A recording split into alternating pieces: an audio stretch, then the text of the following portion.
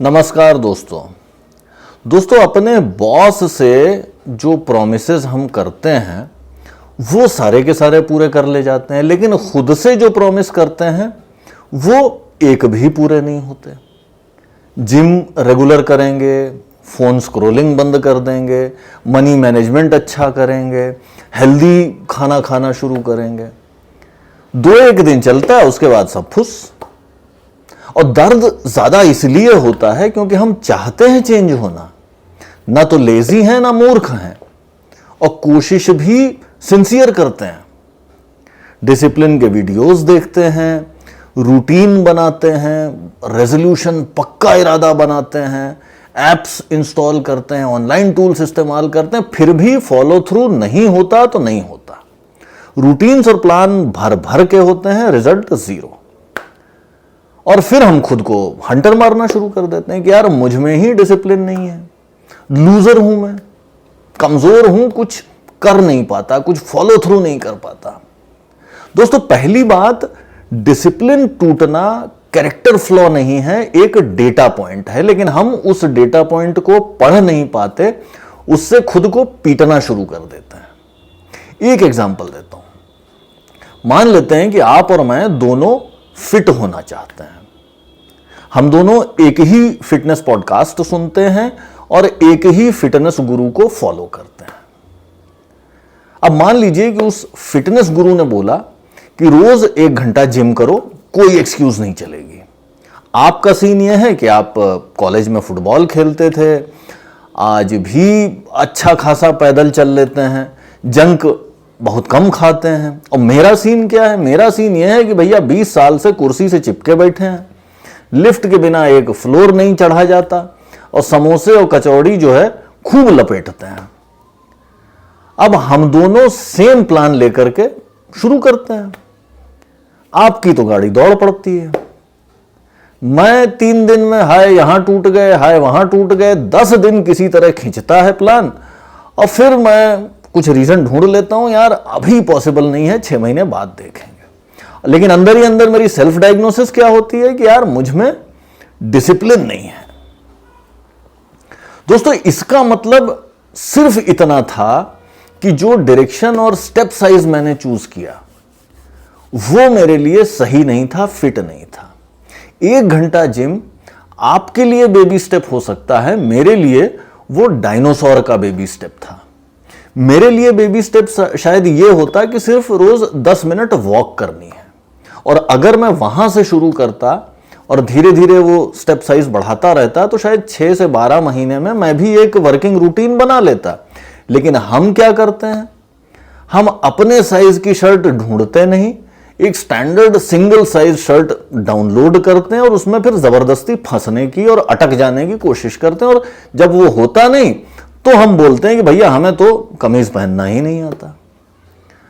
दोस्तों कहानी यह है कि डिसिप्लिन स्टैटिक सिस्टम्स के लिए बना होता है, जैसे स्कूल या परेड ग्राउंड या फैक्ट्री की असेंबली लाइन। वहां क्या करना है यह क्लियर होता है, कितना करना है यह फिक्स्ड होता है, कब कब करना है यह डिसाइडेड होता है। आपको सोचना नहीं पड़ता, सिर्फ फॉलो करना होता है। लेकिन self improvement, personal life, addictions, relationships या फिनेंस या इस तरह की चीजें, ये सारे के सारे डायनामिक सिस्टम्स होते हैं। यहां ज्यादा जरूरी सवाल यह होता है कि क्या करना है, कितना करना है और कब उसको चेंज करना है। इनके जवाब सबके लिए अलग अलग होते हैं और टाइम के साथ चेंज होते रहते हैं, और डिसिप्लिन इन सवालों का जवाब नहीं दे पाता। डिसिप्लिन से लाइफ को सॉल्व करना काफी कुछ वैसा ही है जैसे आप पेचकस से आलू छीलने की कोशिश करें। आलू तो छिलता नहीं और आप अपने आप को कहने लग जाते हैं कि यार हमसे पेचकस चलाना नहीं आता। भाई टूल ही आप गलत यूज कर रहे थे। रियल लाइफ में सिर्फ पेचकस घुमाते रहना काफी नहीं होता, आपको यह भी देखना पड़ता है कि स्क्रू का साइज क्या है, ये मेरा पेचकस उससे मैच कर रहा है या नहीं कर रहा है, और ये वाला स्क्रू खोलना भी है या मैं बैठा ही गलत मशीन पे हूं। यह काम इंटेलिजेंस का है, डिसिप्लिन का काम पेचकस घुमाना है। और दोस्तों, इसका मतलब क्या ये हुआ कि डिसिप्लिन बेकार बर्बाद चीज है, छोड़ देना चाहिए? नहीं। डिसिप्लिन पहिया घुमाने जैसा है, इंटेलिजेंस हेडलाइट है। सिर्फ अगर पहिया घुमाते रहेंगे तो या तो सामने ऊंचे से पत्थर के सामने पहिया अटक जाएगा, पहिया तो घूमता रहेगा फ्यूरियसली, लेकिन गाड़ी आपकी 1 इंच आगे नहीं बढ़ेगी। और या फिर अगर गाड़ी चल भी गई, हेडलाइट बंद है, पहिया घूम रहा है, देर सवेर किसी खाई में गिर जाएंगे।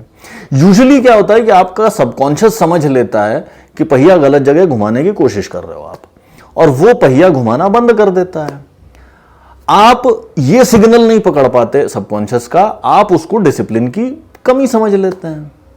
अच्छा, दूसरी तरफ अगर सिर्फ हेडलाइट ही जलती रहे, पहिया ना घूमे, तो भी फिर गाड़ी आपकी आइडल फिलॉसफी बन जाती है।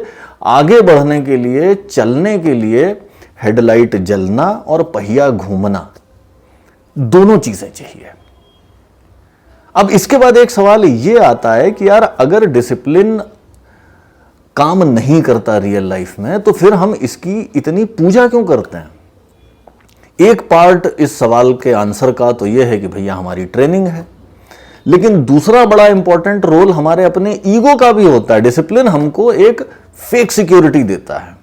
हम ये बोल सकते हैं कि मैंने देखो एफर्ट किया, मैंने रूल्स फॉलो किए, मैंने कंसिस्टेंसी मेंटेन रखी, और अगर फिर भी रिजल्ट नहीं आए तो मुझे यह सवाल नहीं पूछना पड़ता कि क्या डायरेक्शन गलत थी या स्टेप साइज गलत था, क्या मुझे टाइम टाइम पे अपने डायरेक्शन और स्टेप साइज को चेंज करना चाहिए था। डिसिप्लिन मुझे सोचने की जिम्मेदारी से बचा लेता है। आंख बंद करके पहिया घुमाते रहिए, और जब कुछ नहीं हो तो फिर आप या तो ये कहेंगे कि भैया सिस्टम खराब है, और या मैं ही नाकारा हूं। और दोस्तों, इसीलिए डिसिप्लिन इतना सेक्रेड, इतना बड़ा होली काव लगता है कि देखो, पहिया तो मैंने पूरी ईमानदारी से घुमाया ना, एफर्ट तो पूरा डाला ना, अब हेडलाइट नहीं जलाई, ये वाला सवाल स्किप हो जाता है। मेहनत का क्रेडिट आपको मिलता है, लेकिन गलत जगह मेहनत करने की जिम्मेदारी से आप बच जाते हैं। अच्छा, नोटिस करिए, जिस समय प्लान फेल होता है उस समय हम क्या करते हैं? हम अपने साथ और स्ट्रिक्ट हो जाते हैं, अपने ऊपर और 10-20 किलो गिल्ट लाद लेते हैं, या कोई नया गुरु पकड़ लेते हैं। जबकि फेल होने का मतलब यह होता है कि भाई डायरेक्शन या स्टेप साइज को अपने हिसाब से एडजस्ट करिए। कोई भी गुरु आपके लिए कौन सा डायरेक्शन बेस्ट है या क्या स्टेप साइज आपको बेस्ट फिट होगा, कब कब चेंज करना है, ये जवाब नहीं दे सकता, और इसका स्टैंडर्ड आंसर भी नहीं हो सकता जो हर किसी के लिए हर टाइम पर लागू हो, काम करे।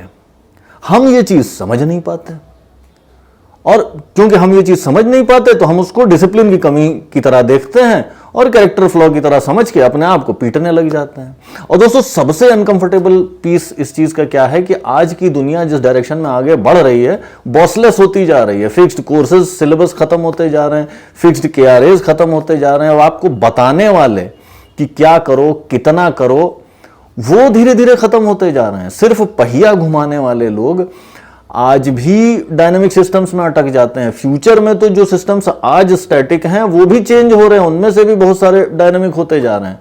तब तो अगर आपका कोर स्किल केवल डिसिप्लिन है या केवल पहिया घुमाना है, तब तो फिर आपका ऊपर वाला ही मालिक रहेगा। आगे चलेगा वही जो खुद अपनी best fit direction figure out कर सके, अपना बेस्ट फिट स्टेप साइज ढूंढ सके, और फिर उस डायरेक्शन पे, उस स्टेप साइज से चलते चलते समय समय पर उन दोनों को चेंज भी कर सके। सिर्फ डिसिप्लिन से रोबोट बनता है, और आज की दुनिया को इंसानी रोबोट्स की जरूरत कम होती चली जा रही है, और आगे तो करीब करीब खत्म ही हो जाएगी। फ्यूचर में जो सिर्फ डिसिप्लिन जानता है वो व्यक्ति वेट करता रहेगा कि कोई और आए और डायरेक्शन दे, और दुनिया दोस्तों अब डायरेक्शन देना बंद कर रही है। दोस्तों, डिसिप्लिन छोड़ने की जरूरत नहीं है, और ना ही डिसिप्लिन टूटने पर खुद को जज करने की या खुद को सजा देने की जरूरत है। जरूरत है अंधा डिसिप्लिन छोड़ने की, और डिसिप्लिन को होली काव मानने वाली सोच को छोड़ने की। एग्जीक्यूशन चाहिए, लेकिन स्मार्ट एग्जीक्यूशन चाहिए।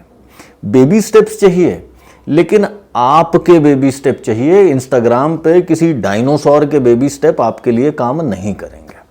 और दोस्तों, इसलिए जब आपका अगला प्लान फेल हो तो खुद को जज करने, गाली देने के बजाय ये सवाल पूछिए कि क्या मैं डिसिप्लिन में फेल कर गया हूं, या मैं गलत डायरेक्शन पे, गलत स्टेप साइज पे डिसिप्लिन लगाने की कोशिश कर रहा था, जिसको मेरा सबकॉन्शियस रिजेक्ट कर रहा है।